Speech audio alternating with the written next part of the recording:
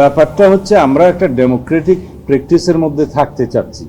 যেমন রাষ্ট্রপতি সংসদে প্রতিনিধিত্বশীল সকল মানে প্রধান রাজনৈতিক দলগুলোর সাথে বসা, ওখানে তো ভোটাভুটির বিষয় নেই, ওখানে আছে আলোচনার বিষয়, ওখানে ভোটের কথা বলা হয়। এখন আলোচনার মধ্য দিয়ে যদি জাতি এক জায়গায় আসতে পারে ভালো।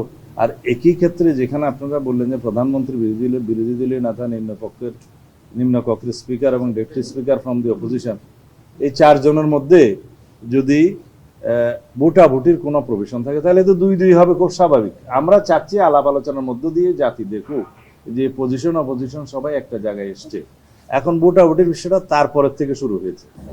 আপনারা অবশ্যই অতীত ইতিহাস বাংলাদেশের দেখেছেন যে ঐকমত্যের ভিত্তিতে যেটা হয়েছিল, যেমন জাস্টিস শাহাবুদ্দিনের ক্ষেত্রে তিনি চিফ জাস্টিস থেকে ভাইস প্রেসিডেন্টের পদে শপথ নিলেন, তারপরে প্রেসিডেন্ট রিজাইন করার পরে অ্যাক্টিং প্রেসিডেন্ট হলেন।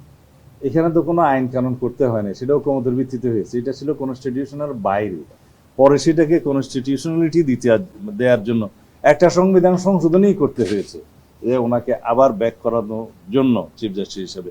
ঐকমত্যে পৌঁছালে আইন এবং সংশোধনী কোনো বিষয় না।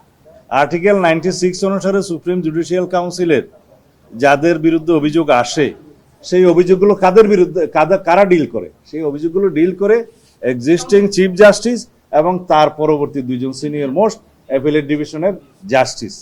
এখন তারা কি তাদের বিরুদ্ধে নিজেরা কোনো কমপ্লেন দায়ের করবে? আশা করি করবে না।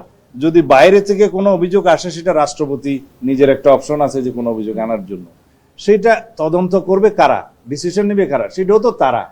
তো সুতরাং এগুলো হচ্ছে যে খুব একটা সেভিং ক্লজ। যদি সেরকম গুরুতর কোনো কিছু না থাকে তো আশা করা যায় অবশ্যই সেগুলো সুপ্রিম জুডিশিয়াল কাউন্সিলের বিবেচনার জন্য হবে না, কারণ এটা তো ডিল করবে নেই তারা।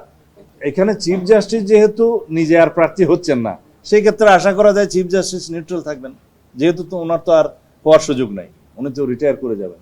তো এগুলা সবগুলো রাখা সেভিং ক্লজ, যাতে ভবিষ্যতে এরকম গুরুতর অভিযোগ যাদের বিরুদ্ধে আসে তারা যেন কনসিডার না হয়, এবং সেটা ডিল করবে তো জুডিশিয়ারি নিজে, ওখানে তো আর কোনো এক্সিকিউটিভের ফাংশন নাই।